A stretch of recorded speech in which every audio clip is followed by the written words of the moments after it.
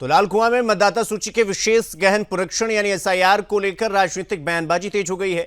Bharatiya Janata party के वरिष्ठ नेता और पूर्व विधायक नवीन चंद्र दुमका ने विपक्षी दलों पर निशाना साधते हुए आरोप लगाया कि एसआईआर के मुद्दे पर मतदाताओं को दिग्भ्रमित करने का राजनीतिक लाभ लेने का प्रयास किया जा रहा है। और नवीन चंद्र दुमका ने यह कहा कि एसआईआर की शुरुआत में कुछ लोगों के मन में आशंकाएं जरूर थी, लेकिन राज्य सरकार, प्रशासन और भाजपा कार्यकर्ताओं ने अभियान चलाकर प्रक्रिया को आगे बढ़ाया।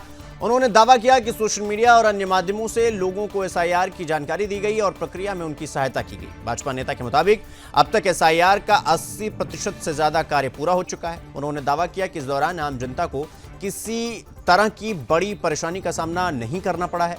मतदाता सूची से नाम हटाए जाने को लेकर उठ रहे सवालों पर दुमका ने कहा कि एसआईआर के तहत केवल ऐसे नाम हटाए हैं जो 2 अलग अलग स्थानों पर दर्ज पाए गए। उन्होंने कहा कि जिन मतदाताओं का नाम केवल एक स्थान पर वैध रूप से दर्ज है, उनका मत सुरक्षित है।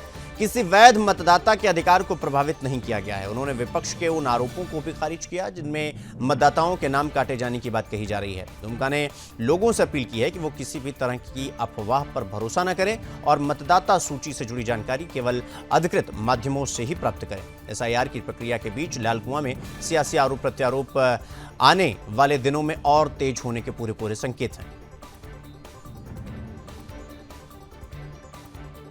एसआईआर को लेकर के प्रारंभ में लोगों के मन में शंकाएं थी, उलझनें थी, क्योंकि सरकार की मशीनरी के साथ साथ और जो गांव स्तर पर काम करने वाले सरकार के वर्कर हैं, उनके निरंतर संपर्क के कारण और साथ ही साथ भारतीय जनता पार्टी ने पार्टी स्तर पर एसआईआर कार्यक्रम को एक मिशन के रूप में लिया ताकि कोई वोट छूटे नहीं, और इसलिए पार्टी स्तर से भी लोगों को समझाना, उनकी सहायता करने का कार्यक्रम चलते रहा।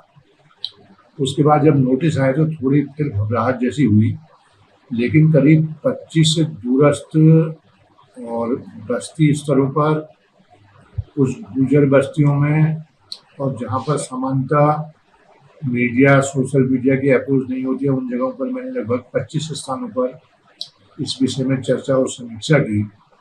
आज भी मैं ग्राम देवामपुर में इसी विषय में बैठक लेके आ रहा हूँ।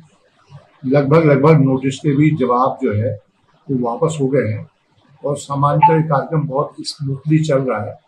किसी प्रकार की कोई दिक्कत, कहीं पर कोई आपत्ति जैसी बात अभी तक सामने नहीं आई है।